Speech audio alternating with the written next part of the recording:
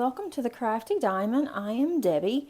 In today's video, it might look like a whip and chat or a work in progress, but it's actually going to be some tips that I would like to share with you guys. And let me know underneath the comments if you have any comments on this or if you'd like to add anything. I think that would be great. But today I want to discuss how to avoid diamond painting burnout. And hopefully you have not had any diamond painting burnout, but I know that I was starting to worry in 2024. There were a couple of times where I just did not want to diamond paint. I did not feel like it, and I couldn't figure out why. I started another diamond painting that tended to help a little bit, but I didn't want to have a lot of whips going on.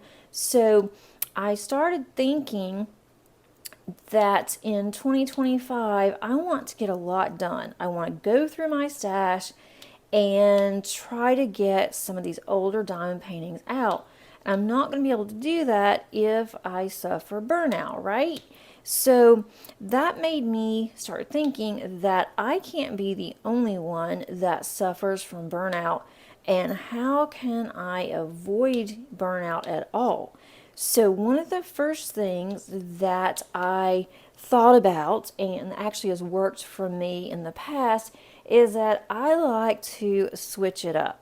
So if I'm working on a large project, and if you guys have been around for a while, then you probably know that I do enjoy large projects, but I also want to see a finish too. So sometimes when I'm working on a very large project, I will start to kind of wander a little bit and not sure if I really want to continue that project. And I know the reason why is I hadn't had a finish in a while. I like to have at least one finish a month, if not more. And so I will go to a small project, such as a mini diamond painting. And I have done several of the paint gems. I'm going to be looking at other companies as well this year. And also, I am co-hosting a mini diamond painting event with Canvas Crafts in February. And so if you are not familiar with what a mini project is, those are really cool. Some of them are around 4x6. You can get them done usually in an hour. They usually come with several diamond paintings. And it is just fun to be able to just whip one of those out really quick and realize I've got a finish. And I don't count my minis as a complete finish until I do all of them, but it's a good start. And so I will often do that just if I want a diamond paint, but I just don't really, I'm not feeling it, then I'll just pick a smaller diamond painting, and so I'll have a finish. And then also, I try to switch from one drill type, such as right now I'm working on a square, and I would like on my next one, well, hello there, Abby. How am I supposed to diamond paint when you are right there in the center of my canvas? So she loves to do this whenever I am diamond painting. She likes to jump up on my table, especially somehow she knows when I'm filming, and she likes to be the center of attention. So you might see her again. But anyway, I do like to switch up. So I work on a square, and then I will try to work on a round. And sometimes I have certain of my diamond paintings lined up and maybe two squares in a row. And I know that if I do two in a row, that I am going to need to do a round on my next one or a square on my next one, because I do tend to get bored easy. And I really prefer to have either one square and one round going at a time, or to just do one after the other. And then sometimes I will do the special drills where it may be more crystals that I might add. I have done a complete crystal and I enjoyed that. I don't think I'd want to do that all the time, as a long-term basis, but, one here or there. I think that also breaks up the monotony of doing squares and even rounds. So that's the first one, is just to switch. Also, I might want to switch up my color palette. Right now, I am working on, I've just really started on this one, which is Garden Girl by Hannah Lynn from Art and Soul. And this one has some really bright colors because she is working in a garden.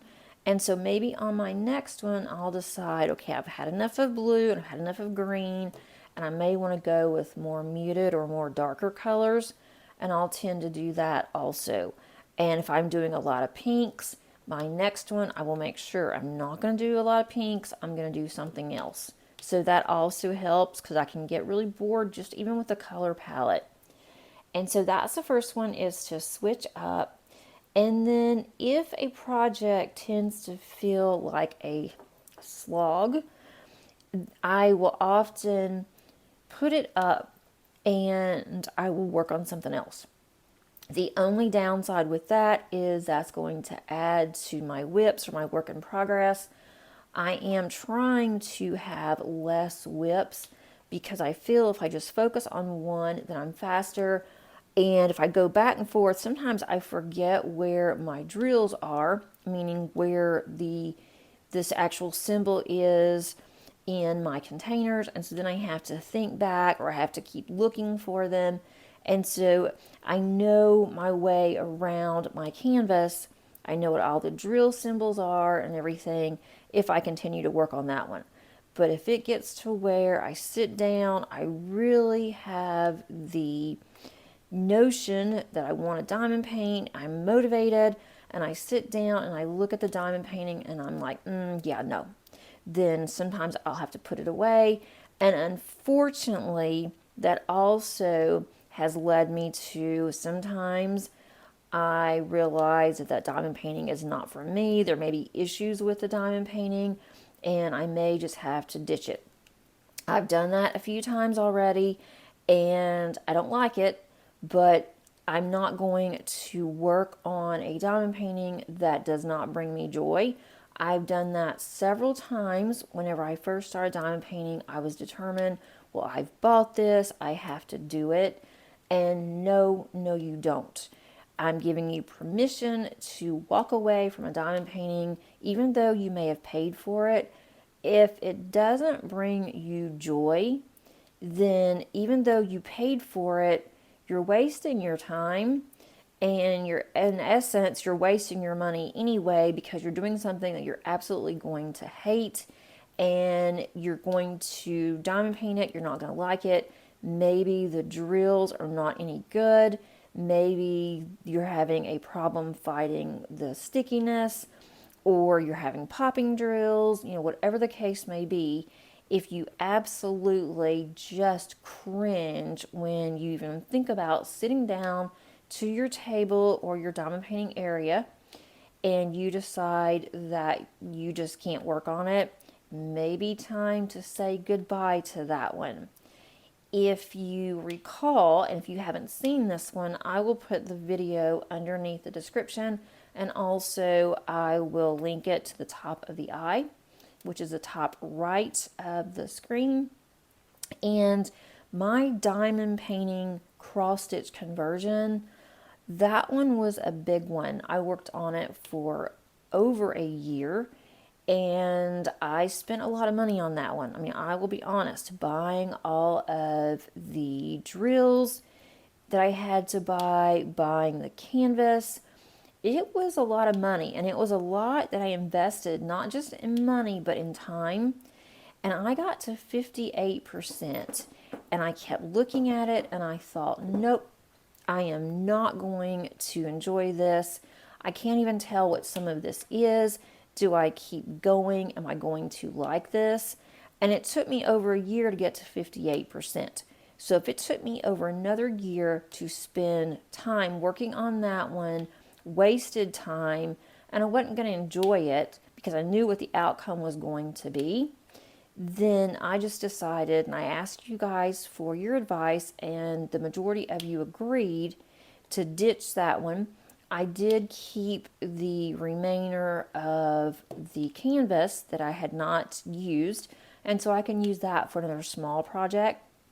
And so I kept all of the drills, and that way I have my drills and I know what I'm going to do next, I think, and I won't have to buy as many drills.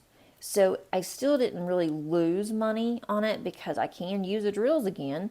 And so you can always save your drills, for something else. And so that's what I'm going to do with that one.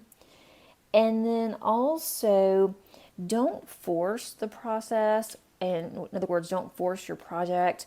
If you need to take a break from diamond painting, if you are just burnt out to the point of your back hurts, your fingers hurt, you are thinking too much about other things when you're diamond painting, it is not therapeutic for you, then take a break from diamond painting. Nobody says that you have to diamond paint constantly. I do diamond paint for the most part every day, whether it is 30 minutes, maybe it's 2 hours. It just depends on the time that I have and the day and just, what all is going on. But it doesn't mean that you have to diamond paint that much.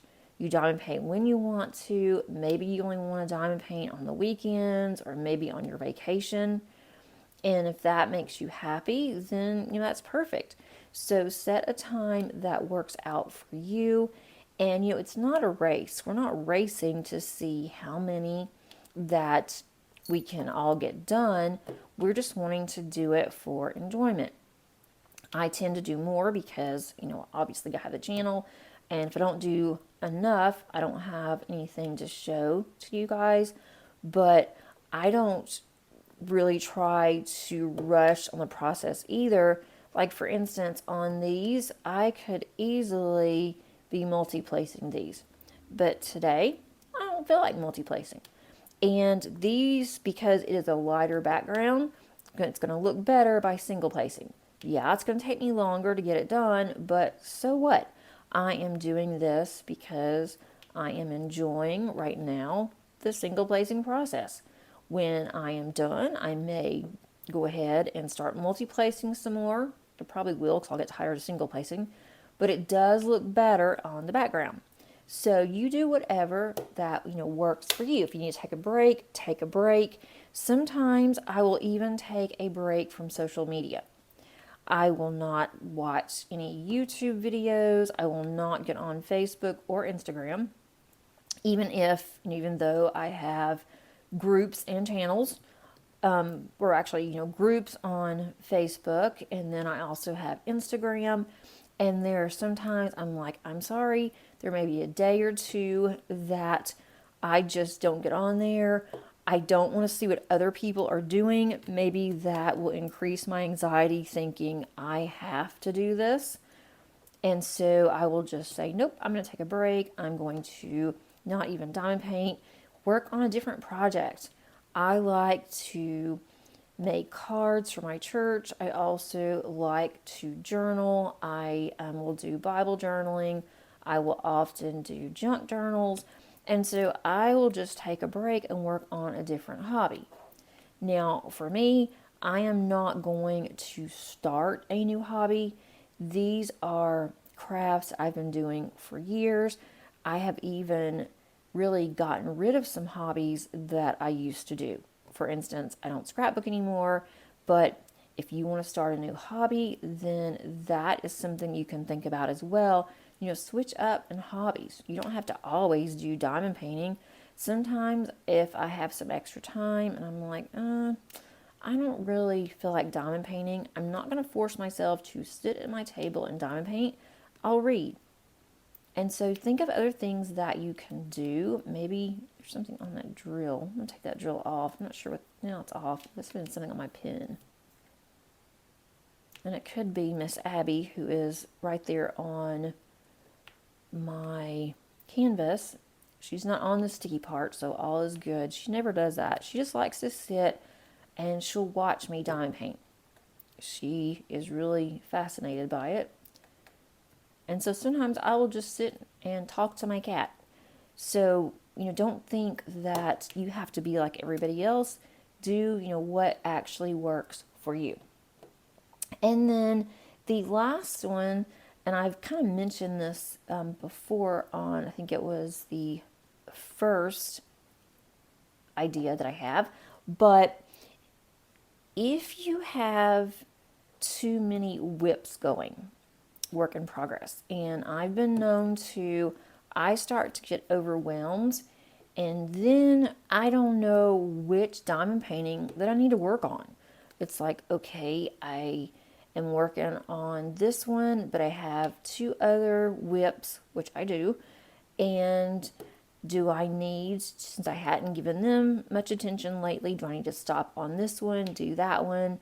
And I can work faster and more efficient if I don't have so many whips, because I look at them and then I'm like, okay, I don't know which one to work on. I'm not sure exactly where I put the drills for this particular kit. I've been known to do that before and not label them properly. And then the joy was just gone. So I like to make sure that anything that I do sparks joy. If it doesn't spark joy, if I look at something and I'm like, oh, this does not spark joy, I don't ever want to work on this, I don't see me ever doing this, then I am going to consider destashing, giving away. It could even be, trays or pins, which I haven't done that yet, but I did underneath one of my other videos. It was one of my whip and chats. I discussed that we had recently moved. I had so many diamond paintings from when I first started diamond painting between 2020 and 2023, and I just had way too many. And of course I have some for 2024, and I decided that this is just too much. I'm overwhelmed. I don't know what to do next. I don't know how I'm ever going to get these done. And so I went through them and I looked at them. It took me a long time, but I thought, okay, does this spark joy? No. If it doesn't spark joy, then I decided to donate it. And I donated it to the rescue where I purchased Miss Priss over here. And they were so happy because they use 100% of the proceeds. They have a little shop, a store, and they use 100% of the proceeds, and it goes towards taking care of animals. And some of the animals are neglected. They also use that for food for the shelter. They only use the really good food. And so, shots, and they have to do, this and that. And so they make sure that the animals are taken care of. And with donations, that's how they can continue. They've been able to add a new area where there's more parking and more green space for all of the dogs. And that's how, I can see that my diamond paintings are going to good use. And yeah, I paid for them. I paid for them out of my money, the majority of them. Some I used points, but they didn't spark joy. And what really sparked joy for me was seeing all these people so excited to have the diamond paintings there. And that really sparked joy for me. So the destash did not upset me one bit. I still have plenty of diamond paintings to work on, so there's no worries there. I still have too many in my stash, to be honest. But I feel better about that. So now I feel like my craft room is sparking joy again, because when I go in, I don't have to just cringe and say, I've got to diamond paint whether I want to or not, because I just have too many in my whips, or too many diamond painting canvases. And so that has really helped me a lot too. And right now, of course, it's just the first of the year, but I am motivated. I want to diamond paint. I have all of these great ideas that I want to do. And when I start, though, to feel myself spiraling, I'm going to look back at my notes from this video, and I am going to use some of these ideas that I have come up with and use those to get back on track. So let me know if this was helpful for you guys. If you would like to see more videos like this or more how-tos, I am trying to decide how I want to structure my channel for this year, and just, give me some advice, what you like, and let me know underneath the description any ideas that you have, and I'm going to share ideas that others have included in a future video. And if you don't want me to read yours out, or if you just want to send it to me privately so no one knows what you said, then my email is below, or you can send me a instant message, direct message on Facebook or on Instagram. So I do hope that this was helpful for you. I know that it helped me just to think about ways that I can avoid burnout. And just to recap, we have to switch up your diamond paintings possibly, identify what you don't like about the project. If it's a slog, why. And then also don't force the diamond painting process. Take plenty of breaks. And also sparking joy. Thanks so much. That's all that I have for you guys today. Thanks so much for watching. I do appreciate it. And until next time, happy diamond painting. Bye.